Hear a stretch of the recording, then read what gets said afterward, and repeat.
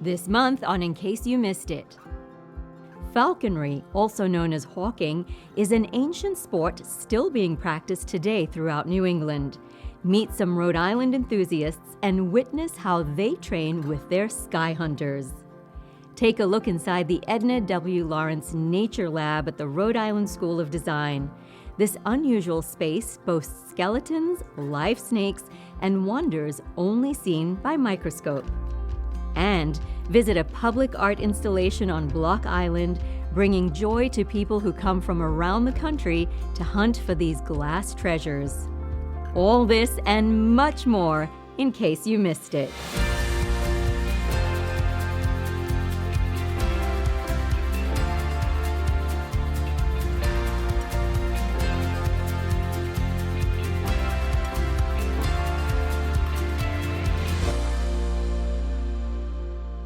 Welcome to In Case You Missed It, where we look back at some of the best local content on Rhode Island PBS, plus give you a sneak peek at exciting new content coming soon to your screen. First up in this episode, some local hunters don't use guns when they head out into the woods to capture game.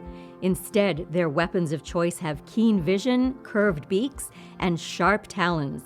In this Rhode Island PBS Weekly story, we meet falconers and their hunters of the sky. With nature, you're really interacting with them, and it's hands-on. You know, it's not something that you're observing. You're a part of it. Jim Gwaizdzinski of Westerly has been part of the sport of hunting with birds of prey for 27 years. He is a master falconer, currently training this raptor. The aesthetics of it are extremely invigorating. I think that the bond that you share with these birds is pretty magnificent. They're not pets. The sport itself, I mean, where it brings you are some beautiful places, some beautiful habitat. It takes place in open fields and country woodlands during a season that runs from October to February. Falconry, or hawking, is training raptors to hunt game with you. Witnessing their majestic flight, you understand why it was crowned the sport of kings. Its origins date back centuries to the Middle East, eventually migrating to medieval Europe, especially with royalty. It remained popular until the introduction of guns. Today, falconry is a specialized sport, according to Gwaizdzinski, similar to fly fishing.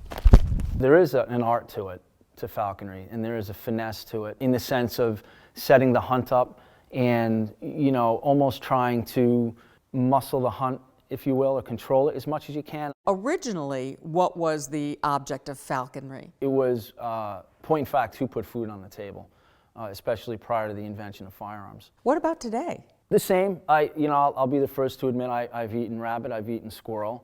You've eaten rabbit and squirrel? I have. I actually prefer squirrel to because? Rabbit. The taste, and rabbit, they tend to, they'll have a few fleas and ticks on them here and there, so. So you can't be squeamish to participate in this sport. You can't, and no, you can't. I mean, it is a hunting sport. It all begins by capturing the bird of prey. Gwaizdzinski says he either has to climb to a nest to get a hatchling or catch an immature bird in a special net. You understand that there are going to be people who find this objectionable, that you're taking hatchlings from the nest or, trapping a wild bird. How do you answer that? I say that, sure, I can get that point of view. I think if they understood the amount of time and energy and enthusiasm but care that we have for these birds, about 75 to 80% do not make it through their first year.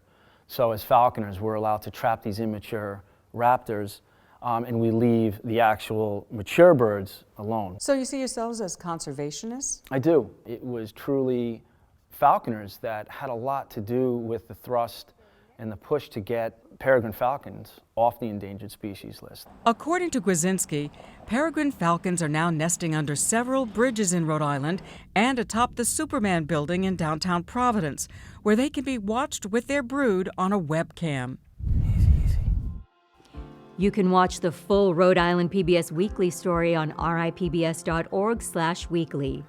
Next, as part of our continuing series, Window on Rhode Island, we visit an unusual part of Rhode Island School of Design, where for the past 85 years, students can find wonders of nature to serve as endless inspiration. Welcome to the Edna Lawrence Nature Lab at the Rhode Island School of Design. My name is Jen Bissonnette, and I'm the interim director of the lab.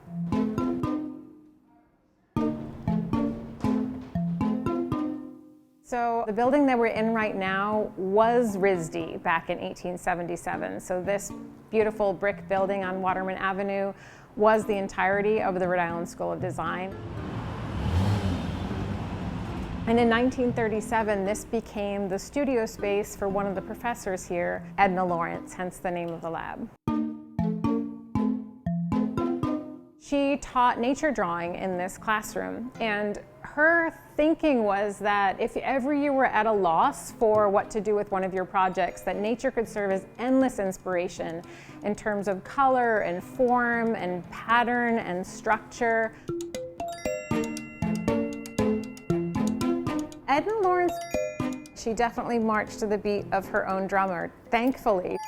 And there's stories that she actually at one point stowed away on a barge. She was so eager to get to these other countries that she found any way that she could as a woman to book her passage to get to these incredible destinations.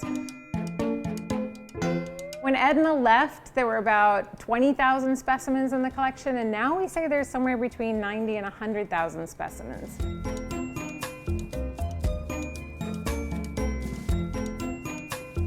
The Nature Lab is in this funny kind of a space, right? It reads a little bit like a natural history museum, except it is a little bit more like a lending library. Most of the things in this collection don't have what we call a red dot on them. If it's a red dot, you can't check it out, like my friend the bear here, can't be checked out. But other things you can check out just like you would a library book. Students take the specimens, they take them back to their dorm rooms or their studio, and they're able to really explore them and apply them into their projects in whatever way they want to.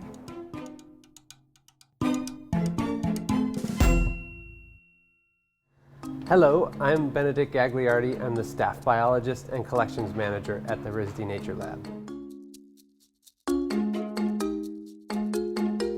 In addition to all the preserved and dried specimens that we have, which is the majority of what we have here, there's been a long history of having live animals as well. To my left here is our resident corn snake.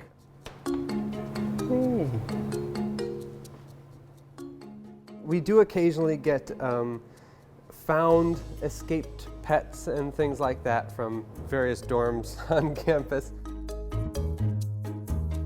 Recently we got a small snake, the same type of snake, a corn snake, and a plumber on campus walked into the lab with it in a cardboard box and said, "I found this escaped in one of the dorms and thought you were the people to deal with it."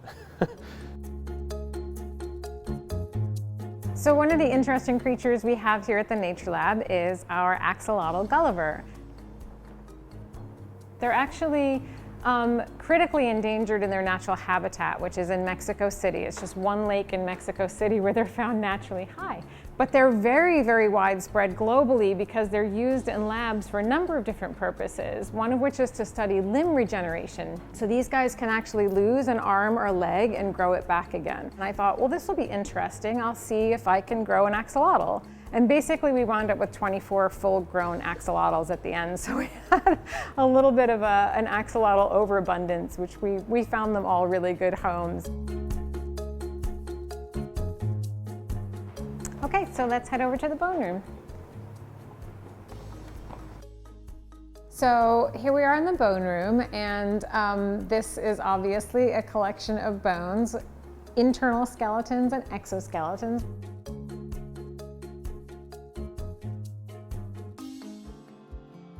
You can watch the full story on ripbs.org/weekly. And don't forget to tune in for new episodes of Rhode Island PBS Weekly, Sundays at 7:30 p.m., with an encore on Wednesdays. Next, co-host Jim Ludis discusses Story in the Public Square's Story of the Year with Evelyn Farkas, the executive director of the McCain Institute. This is the time in the show where we name the 2022 Story of the Year. So beyond the pandemic, the year began with a buildup of Russian forces around Ukraine. Then, on February 24th, 2022, Russia attacked Ukraine, seeking to topple the democratically elected government and annex the sovereign nation. But the people of Ukraine would not be rolled over. When an American official reportedly asked Ukrainian President Volodymyr Zelensky if he wanted a flight out of Kyiv, President Zelensky reportedly said, and I'm quoting here, "I need ammunition, not a ride." Before grisly accounts of Russian war crimes began to emerge from Bucha, before Russian offenses were thwarted and then reversed, even before the war began, Russian President Vladimir Putin rattled the nuclear saber. Days after Russian forces invaded Ukraine, at his command, he put Russia's nuclear forces into a higher state of alert. In April, after Germany provided tanks to Ukraine's war effort, Putin threatened anyone who might intervene in Ukraine with swift and decisive action, including the possible use of Russian nuclear arms. As Russia's battlefield losses mounted late this summer and into the autumn, the nuclear rhetoric from Russia escalated again.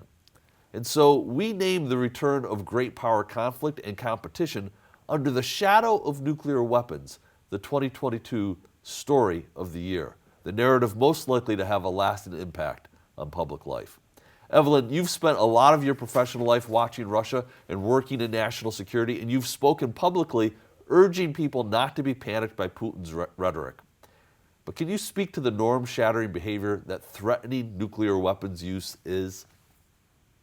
Yeah, I mean, Jim and Wayne, it's shocking to hear a head of state consistently, repeatedly threatening to use nuclear weapons. We have heard some saber rattling in the past coming out of Putin's administration, coming out of his diplomats. For example, in the past, we had some saber rattling towards, I think, Denmark and the Netherlands when the Russians didn't like something going their way diplomatically. But the fact that the head of state essentially is trying to put this kind of nuclear blackmail over the heads of the entire international system, starting with the head of the UN, to each individual state that could have a say in whether Ukraine prevails in this war of aggression Russia launched, is shocking.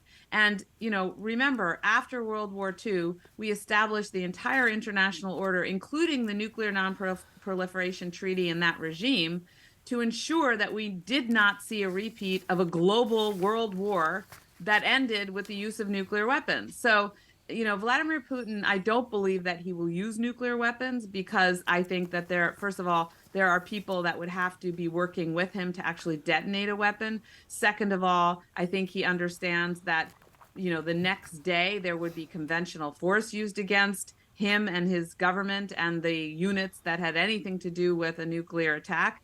And third, he would be labeled an international pariah, including by those fence-sitting nations like India and Indonesia and many other countries. Tune in for Story in the Public Square Thursdays at 7:30 p.m. with an encore Sunday mornings at 11. It's that time of year again when a lively experiment panelists reflect on their predictions for 2022 and look ahead to what they anticipate 2023 will deliver for Rhode Island politics. Our predictions from last year. I love this. We're going to roll the tape, as we always say, save the tape, roll the tape. Ian, let's see what you said for 2022, what your prediction was. So there's going to be more stress on the health system. We're already hearing about this due to COVID, due to turnover in staff. There's a lot of burnout. It's a very difficult situation, as Wendy said, for healthcare workers. My wife is a healthcare worker, in the interest of full disclosure. One other prediction, I predict that the merger between Lifespan Care New England and Brown University will move forward, however, with conditions brought in by state and federal regulators. Going back to your prediction for last year, they were talking about the fall session with marijuana. I think it's really the governor and the Senate president have to get on the same page, right? But you also talked about the progressives, and they are becoming a force in the legislature. Yeah, and as you say, Jim, there's kind of a convergence of interests supporting this societally. People are a lot more tolerant about marijuana now, and at one point we would be unlikely to see this happen in an election year, but because it's a lot less controversial in the past, I think there's a good chance it will happen in 2022. All right. Any other predictions, or is that you're done? That's got it on tape. Big year for the Red Sox in 2022. Okay, we'll look forward to that. 1 for 3. That's a pretty good batting That's not average, bad. but maybe not here. In terms of looking at next year, even with the repudiation of the merger between Lifespan and Care New England, we see how they are continuing to work more closely together with Brown University. On a related note, I think the Jewelry District will continue to become a more desirable neighborhood. Is this your prediction for 2023? It is. All right, just want to make sure we have you on the record. It is. okay. As Brown continues to expand there, the Providence City Council will move in a more progressive direction with a lot of turnover. And I think we'll see more communities use more of these kind of speed cameras and plate readers as a way to enhance their revenue. That's a full plate. See, if you have more, you have a chance. Actually, you have a chance to be right or wrong, depending on which way. All right, Dave, let's rack up your prediction for 2022. Here's what Dave had to say. I think 2022 is going to be a tough year for Governor Dan McKee and President Joe Biden for very different reasons. But I think it will be the worst year in the life of Donald Trump. The former president is in very serious trouble with all kinds of investigations. If he does get charged, he will be the first former U.S. president ever to be criminally charged. This may also totally affect the way the Republican Party begins to react to him. There's been some stepping away from him as it is, but it may be wholesale before it's all over. There are so many investigations. In Washington, the January the 6th investigation, more's coming out on that. A grand jury in New York is investigating his business dealings. Another investigation in New York, a dual investigation between the city and the state. Investigation in Georgia. He's under investigation there because of his alleged tampering with the election there to try to reverse the totals so that he would be the president. And then, of course, there are the lawsuits. Trump is facing a number of lawsuits from former business partners, his own niece, and Capitol Police officers. So for this reason, I think it's going to be a mighty tough year for Donald Trump. And I think next year might be a mighty tough year, right, too. yeah. What about 2023, Dave? I'm going to pick up on what I said there, and I'll be brief. I think, and people think I'm crazy for predicting this, I think within this year, 2023, Donald Trump is going to be criminally charged. He won't go to trial by then, but he'll probably get nailed because of the secret documents that he took out of the White House. But I think this will be the year he is going to be charged. And how do you think that affects his campaign? Because he's announced already that he's running for president. And that's going to be a problem for the Justice Department because they don't want to look like they're being political. But I'll tell you what, I think bringing in this new special counsel, they're on a track to move forward on this. And I think you might even see him charged within the next month or so. Tune in for a lively experiment Fridays at 7 p.m. with an encore every Sunday at noon. Each year, glass artists Jen Knock and Eben Horton create 550 glass floats to hide on Block Island. This public art installation is an interaction between the artists and the public, bringing joy to people from around the country who visit Block Island to explore for these treasures. Learn about glass blowing and how these floats are made in this episode of Art Inc.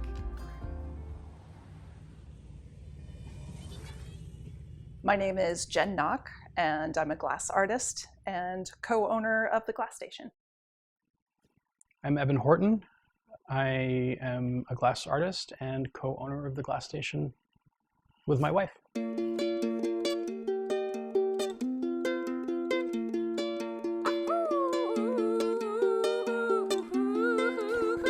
What's unique about glass? The industrial quality of glass. You're working with heat, and it's loud and fiery and dangerous and immediate. Glass blowing is like playing a musical instrument. I'm playing the guitar, Jen's playing bass, and you can just play together. We both have the sheet music, so we know exactly what we're playing. And so it really does become like a dance. You know, we never get in each other's way, and we've never burned each other, have we?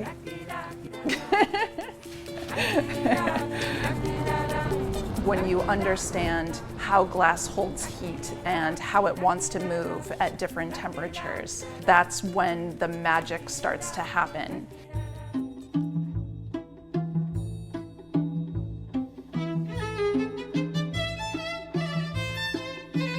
All of the glass is in this furnace It's 2,060 degrees in there, and there's 350 pounds of glass inside this thing in a bowl. So as I'm twisting and turning and lifting, it's like scooping honey out of a honey pot.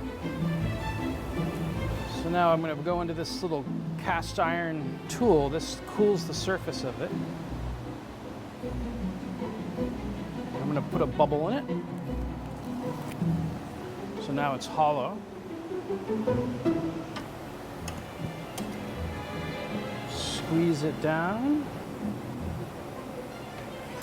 Blow it up a little more. And that makes the float's hollow part. You can see how that's all nice and round. Tap this. Now I'm going to gather up some more glass, and this will be for the seal that goes on the top that has the shape of Block Island on it.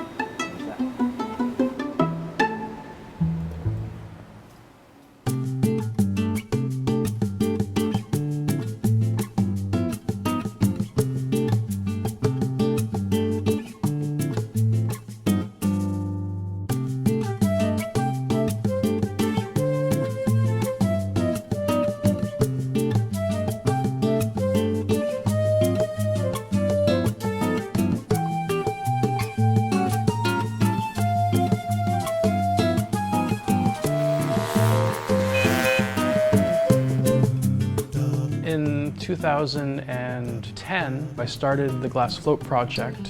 Every year there's 550 floats that we make, and they get hidden in small batches pretty much every day on Block Island between the first weekend in June and Columbus Day weekend.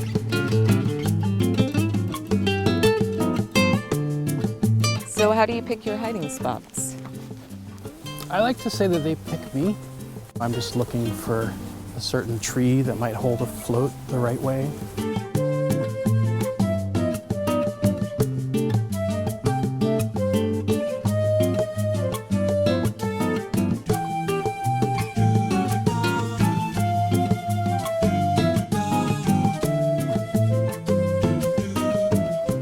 So where's the strangest place you've ever hidden one? In the mouth of a dead striped bass. That is totally weird.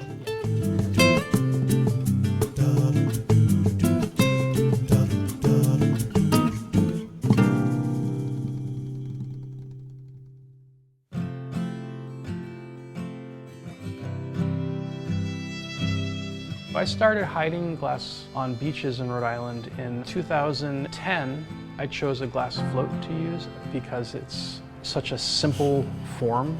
It's one of the quicker things to make. When I started it, I had no idea that it would become as popular as it did. One of the most interesting parts of the project is the community that has sprung up in the Glass Float Project Facebook page. There's over 11,000 people at this point. Continue watching this story and more at ripbs.org/artinc.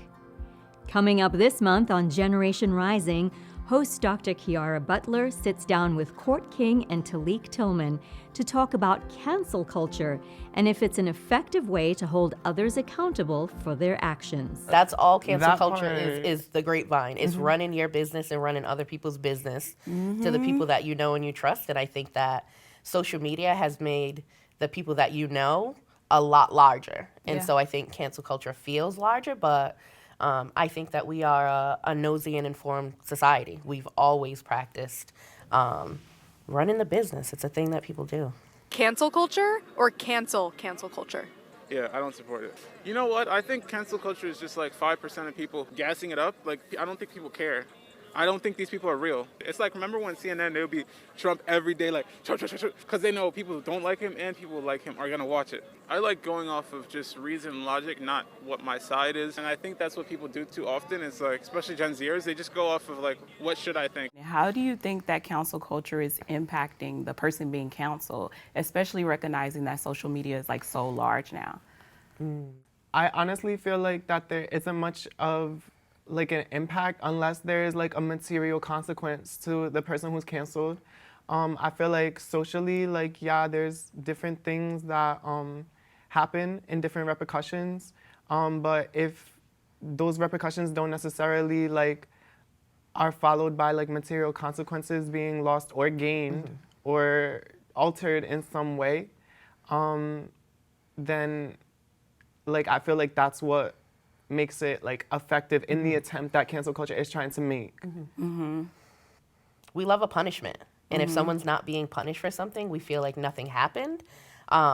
And so if you're not losing money, you're not losing job, you're not losing work, it feels like there's no consequences. And so I think that social media gives people a way to see those consequences.